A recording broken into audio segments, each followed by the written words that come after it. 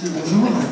Je suis ravi d'être avec vous cet après-midi pour cette séance d'audition des candidats aux élections régionales. Donc la règle du jour, on va vous la rappeler dans quelques instants, mais 5 têtes de liste parmi les 7 qui se présentent à vos suffrages les 20 et 27 juin prochains, le 20 juin pour commencer, ont accepté l'invitation de la Fédération française du bâtiment Bourgogne-Franche-Comté de venir présenter leur programme, leur projet en matière de développement économique et bien entendu plus spécifiquement de développement concernant le bâtiment. Je vous en dirai un tout petit peu plus dans quelques instants sur le déroulé de notre après-midi, sur les règles du jeu, mais sans plus attendre, je propose à Bernard Laboret, le président de la FFB régionale, d'ouvrir cet après-midi. Bonjour à tous, vous m'entendez? Les élections régionales sont l'occasion pour la Fédération française du bâtiment de rappeler les valeurs qu'elle défend. L'esprit d'entreprendre. L'entreprise créa des valeurs d'emploi qualifiées, tournées vers ses clients, développant des compétences de ses salariés et la transmission des savoir-faire des métiers dans un monde en pleine évolution, qui doit faire face à une situation inédite qu'est la crise sanitaire actuelle. Le bâtiment est un moteur de l'économie régionale. Alors les artisans et entrepreneurs du secteur ont plus que jamais besoin de l'appui des décideurs régionaux pour mettre en œuvre 15 propositions qui ont pour objectif de consolider l'activité et de valoriser durablement les territoires. Et donc voici quelques exemples. Lutter contre les offres anormalement basses. Je vous rappelle qu'on a fait des propositions à ce sujet-là. Je les ai transmises à tous les candidats. Aider la transmission et la reprise d'entreprise. Investir sur le volet performance énergétique dans les formations des demandeurs d'emploi. Accompagner la réglementation environnementale 2020. Assurer une couverture numérique optimale et accompagner le déploiement du BIM. Dynamiser la valorisation des déchets de chantier à l'échelon local. La relance économique ne se décrète pas et le secteur du bâtiment, grâce à son maillage territorial de proximité. Sa capacité d'innovation est en mesure de donner un élan positif à la région. Il y a aussi la formation, où on doit beaucoup travailler sur la formation. Aujourd'hui, ça se passe bien, mais on a encore beaucoup de travail parce qu'on manque d'emplois dans le bâtiment et de gens très qualifiés. Donc, je vous repasse la parole pour accueillir le premier candidat. Merci Bernard. Effectivement, Bastien Faudot est le premier candidat qui va me rejoindre sur scène. Alors, la règle du jeu, elle est très simple. Alors d'abord, il y a une règle du jeu dans la salle. Je suis désolé, mais c'est vrai que les contraintes sanitaires sont encore là. Donc on vous condamne à garder le masque, même si ça n'est pas très, très agréable. Et puis la deuxième petite précision que je voulais vous faire, c'est vous rappeler de ne pas oublier de rallumer votre téléphone mobile après notre après-midi. Voilà, ça sera gentil pour la sérénité de nos échanges. La règle du jeu, donc pour les candidats qui ont accepté notre invitation, je précise que la tête de liste du Front National, le Rassemblement National, dit-on maintenant, et de Lutte Ouvrière n'ont pas répondu à notre invitation et donc ne sont pas présents cet après-midi.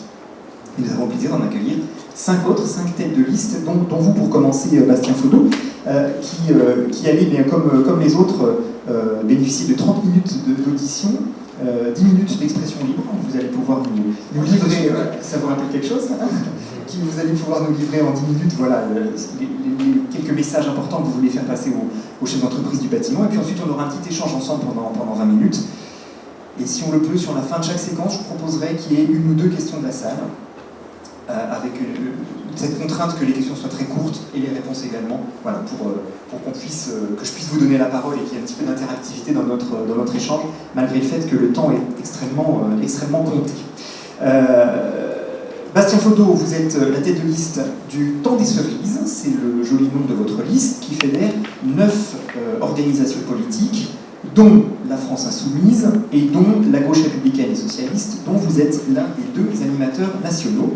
Vous êtes natif de Belfort, vous avez 43 ans, vous avez été, si on suit votre trajectoire politique, D'abord adhérent du mouvement des citoyens, c'était le mouvement de Jean-Pierre Chevènement, et c'est lui qui d'ailleurs vous a fait revenir à Belfort alors que vous étiez parti à Paris, d'abord pour faire vos études.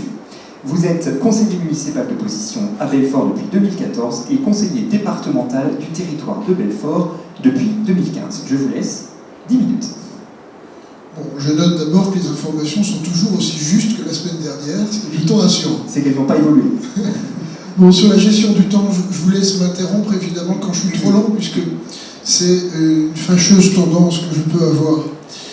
D'abord, bon, vous connaissez, bonjour à tous, je suis ravi naturellement d'avoir répondu favorablement à votre invitation, parce que je pense que ça permet ces débats, au-delà du cadre contraint qui est celui-là, de effectivement mettre sur la place publique, d'une certaine façon, puisque c'est retransmis, un certain nombre de problématiques et d'enjeux, et de lever peut-être aussi parfois des malentendus et des incompréhensions entre nous, je dis nous, les responsables politiques et les chefs d'entreprise, naturellement. Alors, vous connaissez l'assertion populaire, quand le bâtiment va, tout va. C'est en général vrai, mais partiellement vrai. D'abord, bon, évidemment, j'ai lu avec attention les éléments que vous nous avez transmis, et puis j'avais évidemment travaillé sur le sujet. En Bourgogne-Franche-Comté, la filière bâtiment représente, si les infos sont bonnes, aux alentours de 4 milliards d'euros de chiffre d'affaires, 5% du PIB, on est dans la moyenne nationale. Donc, mais ça, c'est en net sur la filière directe. Il faut ne jamais oublier qu'à ces 5% de PIB s'ajoutent naturellement toutes les ramifications indirectes qui sont liées d'une façon générale à l'économie du bâtiment lui-même. C'est vrai de l'ensemble des aménagements, que ce soit dans des locaux professionnels comme dans des locaux d'habitation. Et là, on touche tout type de domaine. Je crois que la FFB a 1000 fois raison de souligner le rôle décisif de la puissance publique dans le domaine et sur la vitalité de ce secteur. Pour 3 raisons. D'abord, la commande publique, j'insiste pas, ça apparaît comme une évidence. J'ajouterai un point important auquel on pense insuffisamment, notamment du point de vue de la région, qui est la maîtrise foncière, sujet central, j'en redirai un mot tout à l'heure, et puis, d'une façon générale, l'ensemble de la dimension réglementaire, qu'elle soit fixée par la loi, les normes, les codes au niveau national, mais aussi les schémas de cohérence territoriaux, les PLU, etc. etc. Donc là, on a quand même 3 enjeux essentiels sur lesquels la puissance publique est en interface directe avec l'activité de votre secteur. Alors, qu'il me soit autorisé par vous de souligner toutefois une contradiction apparente. Et je veux qu'on se dise les choses. Moi, je le dis, je suis un homme de gauche, j'ai toujours été, et ça ne changera pas. Enfin, je l'espère. Mais je me qualifie de la gauche sincère. Et plutôt que de feinter, de ne pas dire les choses clairement, j'aime autant pouvoir les exposer, y compris dans les questions que vous pourrez me retourner tout à l'heure. Je pense qu'il y a parfois une contradiction, je dirais, entre, d'une part, un certain discours et langage autour de l'économie de marché, qui consiste à dire, en gros, il y en a ras-le-bol de cette administration tatillonne, tentaculaire,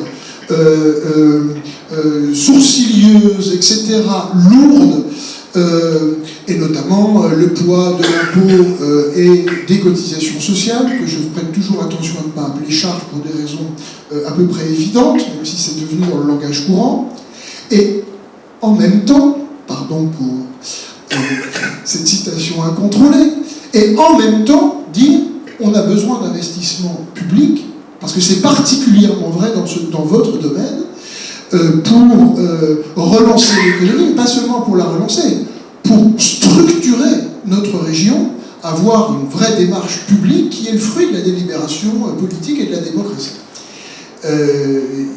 Je pense que là-dessus, il faut s'entendre.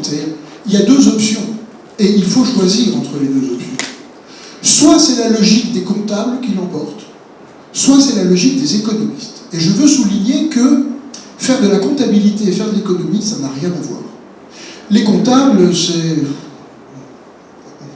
c'est Bercy, c'est Bruxelles, c'est des gens qui viennent avec leur petit carnet, leur petit crayon, qui savent faire des plus et des moins, fonction très utile dans une entreprise, fonction très utile dans l'économie publique, enfin dans l'organisation de l'économie publique, mais ça, ce sont des moyens.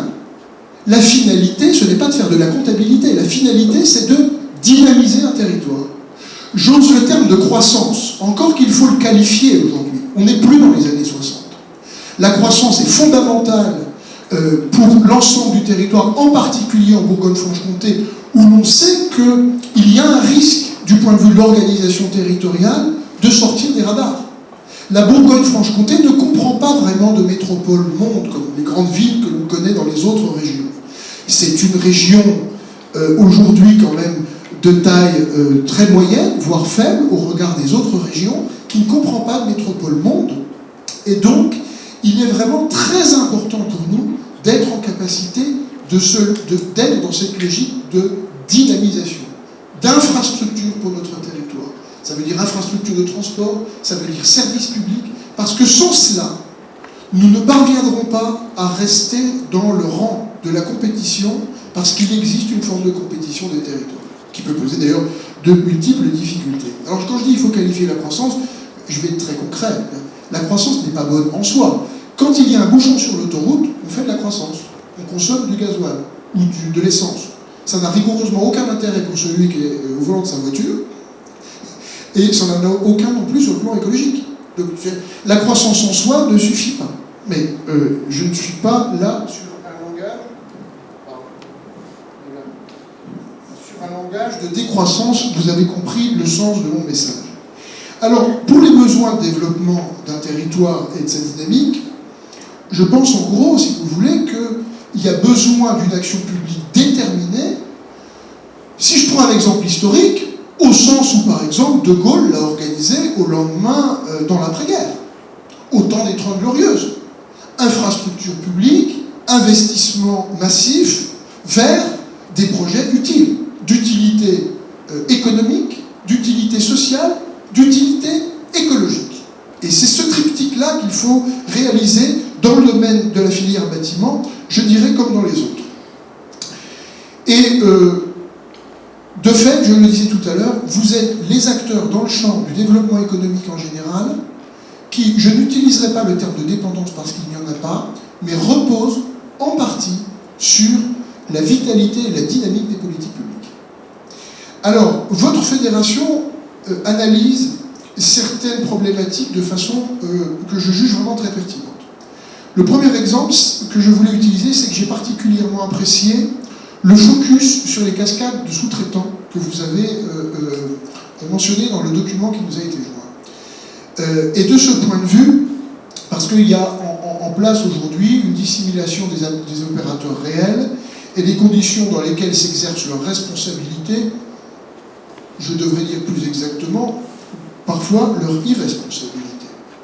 Et de ce point de vue, je veux dire que même si nous avons besoin évidemment de souplesse dans la maîtrise d'œuvre, j'approuve vos propositions qui consistent à dire on limite la sous-traitance de second rang pour les marchés passés en lots séparés.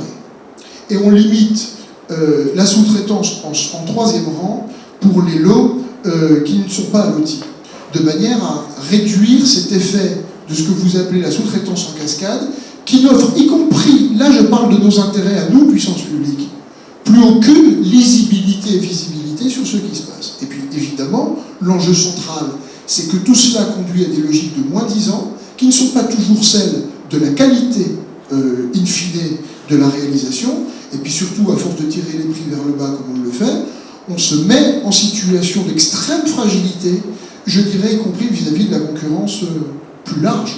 Parce que ma préoccupation, c'est de soutenir d'abord la filière dans la région Bourgogne-Franche-Comté.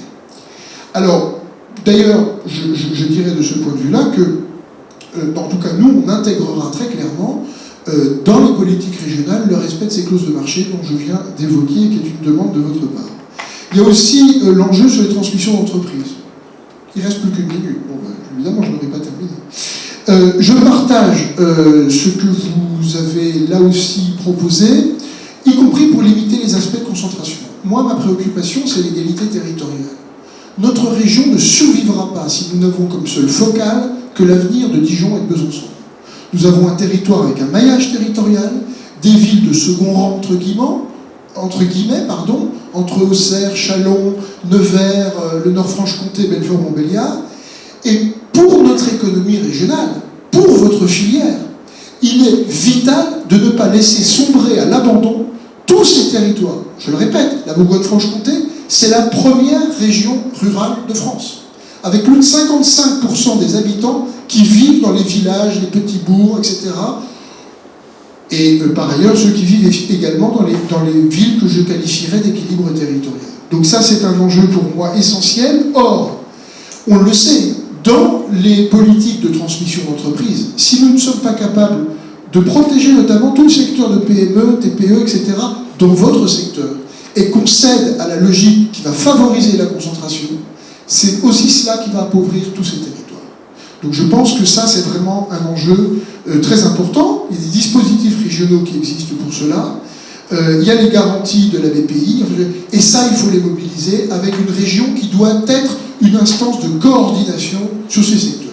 Je n'ai pas pu développer, mais ça viendra sans doute avec les questions, les propositions que nous ferons. En tout cas, voilà, je vais vous poser quelques questions qui vous permettront peut-être de définir des points que vous n'auriez pas eu le temps d'aborder. Juste une petite précision pour l'ensemble des intervenants de cette salle. Notre après-midi est filmé et enregistré, donc il n'y a pas de diffusion en live. En revanche, ça va donner matière à une vidéo. Et pourquoi une vidéo? Eh bien parce que vous vous adressez ici à une trentaine de chefs d'entreprise qui ne sont qu'une toute petite partie émergée de l'ensemble de la communauté du bâtiment Bourgogne-Franche-Comté, qui compte à peu près 20 000 salariés. C'est un chiffre que vous n'avez pas donné, donc je le rajoute à ceux que vous avez donnés tout à l'heure. Et à tous ces gens-là, eh bien, nous mettrons à disposition, la vidéo sera mise à disposition donc de manière à ce qu'ils puissent eh bien, prendre connaissance des échanges que nous avons eus. Vous n'avez pas eu le temps d'évoquer du coup cette notion de maîtrise foncière, et ça évoque, ça fait écho à un point qui est dans les 15 propositions de la FFB qui tourne autour du choix, mais faut-il en faire un, à vous de nous le dire, entre ce qui relève de la rénovation du bâti, de rénovation énergétique notamment, et puis la construction neuve, avec éventuellement ce qu'on appelle l'artificialisation des sols. Là-dessus, la FFB interroge les candidats. Quelle est votre position? Alors d'abord, sur les deux sujets, je pense que la région doit se doter de deux outils dont elle ne dispose pas aujourd'hui. Le premier outil, c'est avoir un vrai établissement public foncier de rang régional. Nous sommes l'une des seules régions en France, je crois qu'il en reste deux, qui n'en disposent pas. Ça permet d'avoir un effet de levier considérable en termes d'investissement. On a aujourd'hui un établissement public foncier départemental qui ne permet pas d'avoir les mêmes dispositifs légaux et réglementaires pour notamment avoir une action publique beaucoup plus volontariste sur le terrain. Je ne vais pas rentrer dans le détail à ce stade, mais ça c'est un outil essentiel, alors pour moi, dans trois domaines: le logement, notamment social, le développement économique, que comme chevènementiste, je l'ai dit la semaine dernière, je l'assume parfaitement, passe en priorité par l'économie de production, la réindustrialisation et la relocalisation de notre économie sur le territoire. Et le troisième point, c'est le maintien des services publics dans les territoires qui sont en voie d'abandon et qui risquent de basculer dans ce qu'on appelle la diagonale du vide. Donc c'est un premier outil, établissement public foncier régional, pour avoir une politique régionale beaucoup plus offensive en matière de maîtrise foncière, avec des objectifs politiques, etc. Le deuxième outil, c'est une agence régionale de l'énergie, pour piloter un grand plan de transition énergétique, en particulier sur la rénovation du logement. Nous sommes prêts, nous, à mettre 130 millions d'euros publics sur la table pour qu'il y ait un impact et un effet de masse. On a aujourd'hui 40 000 logements sociaux dans la région qui sont des passoires thermiques. Notre responsabilité publique à nous, c'est de privilégier, même si nous ne sommes pas les seuls intervenants sur ce secteur, puisque ce n'est pas la région, comme vous le savez, qui a en charge le logement social d'une façon générale, mais elle est l'un des acteurs dans le dispositif. Il faudrait investir en réalité 1 milliard d'euros si on voulait faire les choses de façon globale. Il y a d'autres intervenants, les communes, les intercommunalités et les départements, mais la part que la région est prête à mettre, en tout cas nous, le Tour des Cerises, c'est ce que nous défendons, c'est un plan d'investissement massif de 130 millions. Alors, je viens sur la question que vous m'avez posée ça y est, elle m'a échappé. Rénovation, construction neuve. Oui, alors bon, on oppose toujours ces choses-là de manière un petit peu artificielle. Mais Il faut faire du en même temps, pareil. oui, mais c'est le sujet du en même temps. Pour moi, la rénovation thermique, elle est centrale parce qu'on a aujourd'hui, là je parle comme responsable politique, sur les conséquences sociales de ce qui se passe. On a une paupérisation considérable de gens qui ne sont plus en capacité, que ce soit d'ailleurs des petits propriétaires impécutieux qui n'ont pas les moyens d'investir, ou bien évidemment des gens qui vivent dans le logement social ou des locataires qui sont dans le privé, qui ne sont pas en capacité d'assurer ces investissements. Donc il faut à un moment donné trouver un tiers investisseur, la région peut monter une SEM, enfin, il y a plein de dispositifs possibles, de façon à monter en gamme sur le logement, sur l'existant. Ensuite, l'artificialisation des sols, puisque c'était la dernière point. Alors là, je vous le dis tout net, je ne partage pas votre point de vue sur la question du totem de l'artificialisation des sols. Vous l'avez décrit au totem de la zéro artificialisation. Je pense que la chose suivante. Les politiques publiques doivent en priorité, ce qui ne signifie pas zéro artificialisation, je le précise donc, mais la priorité des priorités, c'est le réemploi et la réutilisation des friches existantes. On a aujourd'hui des villes qui sont en voie de déclin considérable. J'étais à Migène la semaine dernière dans l'Yonne, ville qui faisait 10 000 habitants il y a encore quelques années. Il y a aujourd'hui moins de 7 000 habitants. Elle a perdu 30% de sa population en 15 ou 20 ans. Et on a sur des villes comme Migène, qui sont vraiment des petites villes, qui ont des dispositions foncières. Elle est à côté des infrastructures, elle est le long de la 6.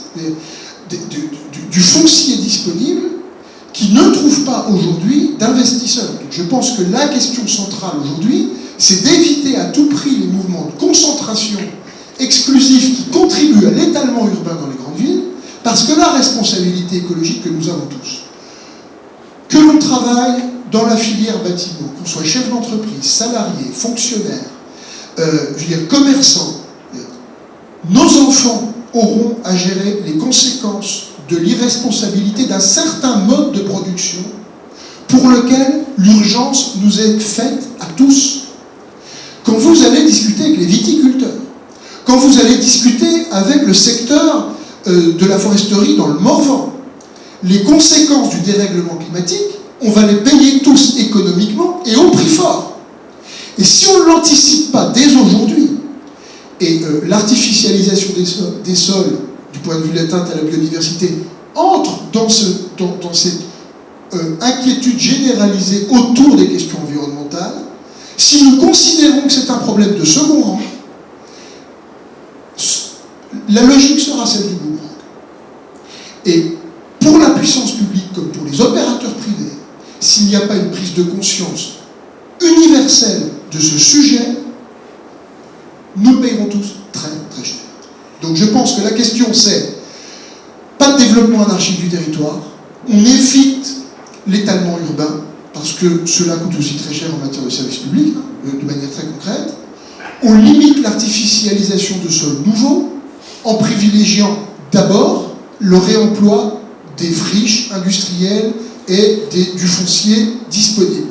Ce qui ne signifie pas, parce que moi je suis contre le dogme en toute matière, ce qui ne signifie pas interdiction formelle d'artificialiser de nouveaux sols. Il y aura des besoins nouveaux. On n'est pas en mode figé. Voilà. Vous avez utilisé le terme de réindustrialisation, de relocalisation. Je veux revenir là-dessus parce que la filière du bâtiment n'est pas a priori directement concernée, ce ne sont pas des emplois délocalisables. En revanche, il se pose une question aujourd'hui très forte qui n'apparaît pas forcément dans le document qui vous a été transmis, c'est celle de la pénurie de matériaux qui frappe aujourd'hui le secteur du bâtiment et des travaux publics d'ailleurs. On voit bien que ça a des conséquences très concrètes sur la manière dont les entreprises peuvent conduire les chantiers, répondre aux appels d'offres en service de commande publique. On mesure aussi que ça pose des tas de questions sur notre modèle économique, c'est-à-dire que les matériaux dont il est question, ils ne sont pas forcément effectivement produits dans la région, ni même produits en France, et que ça pose probablement des tas de questions d'ordre enjeu économique, de modèle économique pour notre société. Sur cette question de la pénurie des matériaux, quelle est votre position ? Et sur la ressource, je dirais qu'il y a des matériaux primaires et des matériaux secondaires, puisqu'il y a des matériaux qui subissent des transformations nécessaires pour pouvoir être utilisés. On a un certain nombre de matériaux primaires. Je parlais du bois, par exemple, dans le Morvan. J'ai visité, pour celles et ceux d'entre vous qui connaissent, je suis sûr que la plupart d'entre vous connaissent, l'entreprise Poby à la Charité-sur-Loire la semaine dernière. Poby réalise aujourd'hui en plus une croissance importante de son activité. Ils ont inventé un modèle, c'est le groupe Natilia qui fait les maisons en bois. Alors eux, ils sont dans un circuit de production, y compris les machines-outils, qui sont d'ailleurs formidables, la ligne de production. Moi je suis fasciné comme un enfant quand je découvre. Vraiment, il y a 130 employés dans cette entreprise. Ils sortent aujourd'hui 4 à 5 maisons par jour, qui sont montées très rapidement, puisque le principe... l'essentiel, sauf pour la charpente, l'essentiel du bois utilisé, des matériaux utilisés, sont des matériaux français à plus de 90%. Donc, continuer de nous seriner que la mondialisation c'est formidable, permet d'avoir des matériaux moins chers, etc. Dans le modèle économique, Poby fait la démonstration quotidienne qu'il faut arrêter avec cette catéchèse ou avec ces sourates qu'on répète à l'envi. Parce que les coûts de transport économiques, mais aussi environnementaux, à un moment donné, il va falloir les prendre en compte. Et ce sujet me paraît essentiel, c'est pour ça qu'au temps des cerises, nous sommes des militants et ambitionnons d'être des responsables publics de la cause du Made in Bourgogne-Franche-Comté. Parce que pour la filière bâtiment, ça peut être une opportunité considérable. Parce que derrière, il y a aussi tous les enjeux de formation professionnelle. Vous le dites, il y a effectivement un problème de recrutement aujourd'hui dans la filière et de qualification de jeunes en fait, qui sortent de l'école ou qui sortent de formation initiale mais qui ne sont pas employables en l'état sur le marché. Ça, c'est vraiment un sujet très important parce que ça nous permet de valoriser le patrimoine. Je n'ai aucun, bien qu'étant un homme de gauche, je n'ai aucun problème avec ce concept, bien au contraire. Je pense que le patrimoine, qu'il soit naturel ou architectural, est déterminant pour l'identité de notre région et que de ce point de vue-là, on a un patrimoine extraordinaire à valoriser. Cette valorisation, lorsqu'il s'agit de biens naturels, ne doit pas là non plus se faire de manière anarchique. Il y a des responsabilités à mettre en place en amont pour avoir des filières viables dans ce secteur. Vous avez évoqué assez largement, j'allais dire en fil rouge, ou en fil vert d'ailleurs, la question de la transition écologique, des menaces liées au changement climatique et notre responsabilité. Il y a une autre transition à laquelle font face les entreprises, notamment celle du bâtiment, notamment à travers le BIM, qui est un élément qui figure dans le document qui vous a été remis, c'est la transition numérique. De quelle manière la région peut-elle prendre en compte cette évolution et accompagner les entreprises dans cette nouvelle façon de travailler, nouvelle façon de construire? Ben là, je crois que dans ce domaine-là, là, il y a un sujet, à mon sens, énorme d'abord pour lier la filière au centre universitaire, au centre de recherche et à la formation professionnelle. Le sujet numéro un, je ne veux insulter personne, c'est que les gens qui sont dans le secteur depuis 20 ou 30 ans ne sont naturellement pas nécessairement les plus à même de piloter ce type de mutation, parce que ça engage des mutations, process considérables dans les entreprises. Et il est essentiel, là on est sur une des compétences centrales de la région, sur l'enseignement supérieur comme sur la formation professionnelle, parce qu'il y a aussi des applications de recherche fondamentale et théorique en fait sur ces enjeux-là. Il est essentiel qu'on mette le paquet, parce que le problème de la logique du marché en permanence, mais pour tous les opérateurs, c'est vrai pour vous comme c'est vrai pour la grande distribution, comme pour le petit commerçant, c'est qu'à force d'être rivés sur les enjeux de court terme, nous ne sommes pas capables de nous préparer à la compétition féroce à laquelle nous sommes tous assujettis. Et de ce point de vue, engager, là je parle de la région, sur les enjeux de transition numérique dans le domaine du bâtiment, je pense que ce qui est essentiel, c'est que la région mette le paquet sur les formations initiales, qu'elles soient universitaires ou professionnalisantes. Voilà. Ça, c'est le sujet central. Voilà. Pour avoir des compétences demain, dont vous aurez besoin. Parce que je suis sûr que parmi vous, il existe des personnes qui, à la tête d'entreprise, n'ont pas eux-mêmes les compétences et les ressources en interne. Et c'est ça qu'il faut obtenir. Et ça, c'est un bien public. C'est le rôle de la puissance publique de vous aider à ça. Alors, la formation, c'est un sujet majeur, j'entends bien, mais ça en cache un autre, qui est celui de l'orientation des gens, parce que le président évoquait tout à l'heure la pénurie de main-d'œuvre, la tension, elle est très palpable aujourd'hui. Il y a des tas de choses qui ont été faites ces dernières années. Les fédérations s'est mobilisées, les centres de formation ont augmenté leurs effectifs. Enfin, il y a des données objectives qui montrent qu'effectivement l'attractivité des métiers du bâtiment, comme ceux de l'industrie d'ailleurs, s'est accrue. Pour autant, on reste sur des métiers dits en tension. Comment concrètement on peut aller plus loin aujourd'hui? Si vous voulez, là il y a un problème de culture politique par rapport à ça. Et alors là, je pense qu'il faut qu'on plaide coupable, nous les responsables politiques, parce que,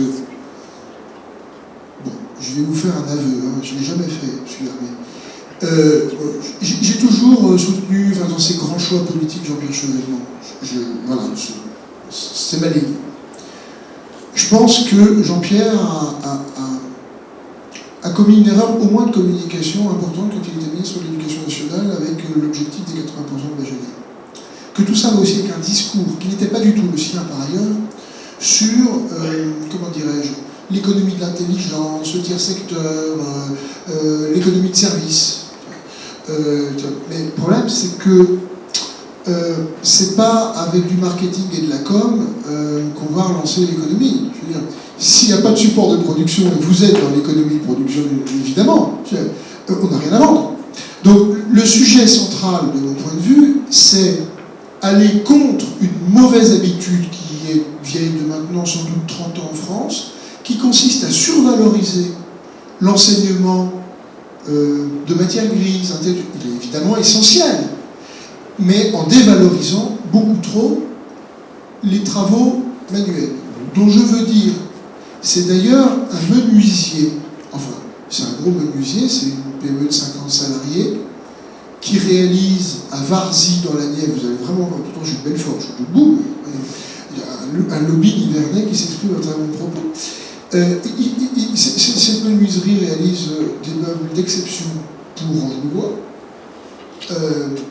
et le chef d'entreprise, le patron de cette boîte, le directeur général me disait: je ne supporte plus le nombre de travaux manuels, parce que c'est une façon de sous-estimer en permanence l'intelligence qu'il faut mettre au bout des doigts, de la main et de la force physique pour réaliser les choses. Donc, de ce point de vue... C'est un constat sur lequel je crois que vous s'entend à peu près tous. Comment est-ce que vous pensez qu'on puisse corriger ce problème et aller plus loin? Il y a un travail d'abord dans les orientations dès le collège des enfants, très clairement pouvoir orienter... Ça, c'est la région, ça. Mais ça, c'est parmi le boulot de la région, et de l'éducation nationale, pour être clair. Hein, mais là, donc ça veut dire orienter les gamins, y compris vers les lycées pro, avec derrière des formations de qualité dans les lycées professionnels, pour ne pas embarquer tout le monde dans des filières universitaires qui se finissent en impasse pour une partie d'entre eux, en fait. Hein.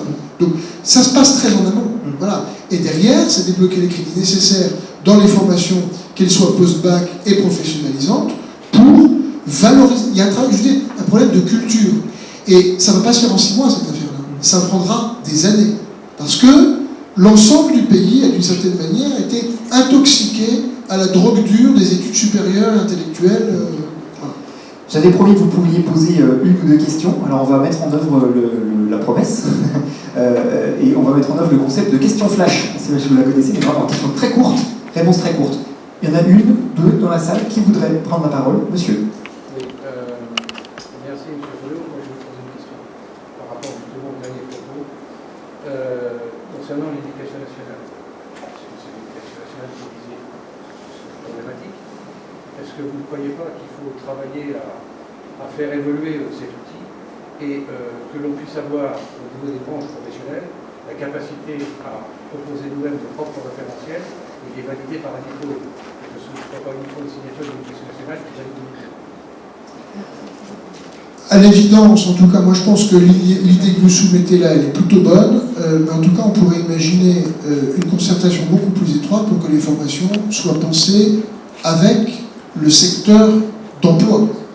Voilà, c'est clair. Pour que les choses ne soient pas faites de manière déconnectée. Vous avez la connaissance des contraintes, et vous avez aussi la connaissance de vos objectifs. Ce que n'ont pas, fussent-ils extrêmement, je veux dire, ouverts à la question, l'ensemble du corps enseignant, et moins encore, allais-je dire, surtout la hiérarchie des académies et des rectorats. Je m'arrêterai là. Il y avait une autre question. Oui, non, je l'ai fait alors. Pas un doigt qui se lève. Quelqu'un veut poser une question à M. Faudot? Moi j'avais une autre à dire, monsieur. Eh bien alors allez-y, puisque vous avez la parole, regardez là. Je n'ai pas trouvé beaucoup de propos de Müller Chevus, ni du Chevenantis, dans vos propos. En fait, vous avez, non, j'en ai pas trouvé. Je n'ai même pas trouvé que vous êtes de gauche pour revendiquer d'être de gauche. Donc je veux dire, on trouve des progressistes un peu partout.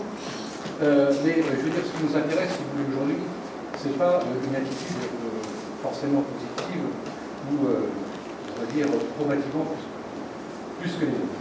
Ce qui est important pour nous, c'est qu'une fois pour toutes, effectivement, on prenne en compte ce secteur sans rien ne peut se faire. Il n'y a aucun lieu industriel qui puisse exister, excusez-moi, je termine, aucun lieu de vie qui puisse exister sans ce secteur.